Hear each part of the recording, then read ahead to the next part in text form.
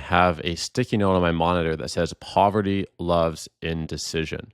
I just got off a coaching call with a student this morning. He was calling in from Austria in Europe, and he was telling me he had a bunch of great experience. He's worked for 8-figure coaching companies. He's made money running his own sales agency, but he's thinking about what's the next vehicle that can actually scale him to hit the goals that he wants to hit. And he's been stuck in indecision, not knowing what business model to focus on, consuming books, consuming YouTube videos, and all this. And what I told him is you need to pick one thing, execute relentlessly on it for 3 to 4 months. And then if it's the wrong thing, just switch. And you will learn more taking that approach than spending another week in the ideation phase of being at the drawing board, not taking action, and essentially procrastinating moving forward in your business.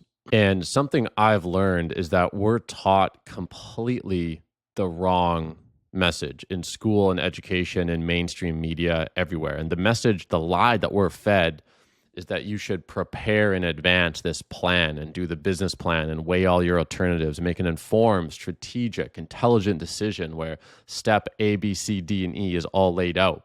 I did an undergraduate degree in business, and the amount of time we wasted learning about business plans was crazy.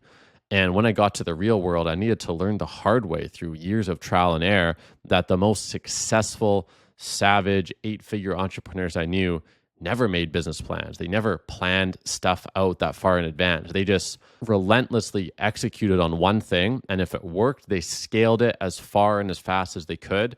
And if it didn't work, they just stopped and executed on something else. But they were always in execution mode. They were very rarely in planning in the ideation phase. Let's find an example here. So let's say we have person A and person B. Now, both person A and B want to build a business that generates $20K a month of bottom line profit within 6 months. Person A spends 4 months reading books, consuming videos, talking to his friends. Maybe he hires a couple coaches to figure out what in his mind is the perfect business plan.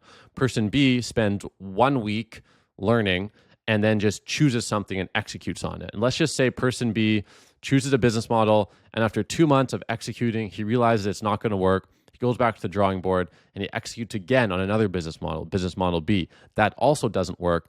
Goes back to the drawing board and executes on a third business model C. Now, at this point, he has 4 months of hard-earned, real business lessons. He's done sales calls. He's faced rejection. He's created content. He has this sixth sense, this instinct about what's going to work and not work. So in his third business, it works. He scales up to $20K a month by the end of his 6-month period, and he hits his goal. Now, person A, who spent 4 months consuming content, thought he was learning, but really he was procrastinating because what he was learning was not the important stuff. He didn't learn how to do sales calls. He didn't learn how to withstand rejection. He didn't get a sense for what the market's actually going to want.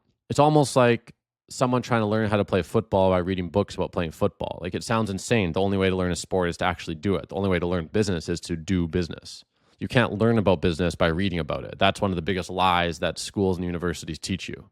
So person A spends 4 months preparing or procrastinating, launches their business, and it doesn't work because he didn't have the real world experience to really know what he was doing. And he learned that actually running a business is way different to what a textbook would say. And even it's different to what YouTube videos like this will say. While I'm trying to be as authentic and genuine and as I possibly can and give you really a feel for what running a business is like, even this is a pale comparison to the feeling of actually running a business. You can't know what it's like until you do it.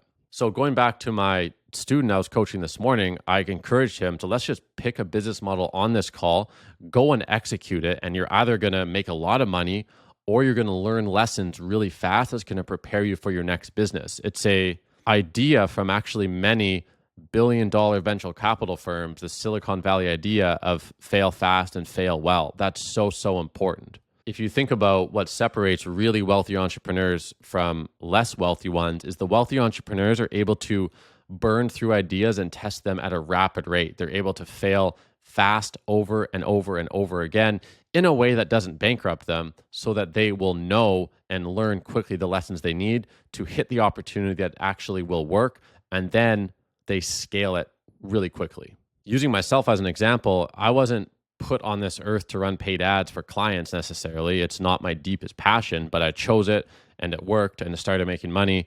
And what I have found is, however, these videos that I make are my passion. To me, this feels easy. It feels playful. Uh, and I can do these forever. I mean, I've been doing a video a day for the past 2 weeks, and it's been awesome.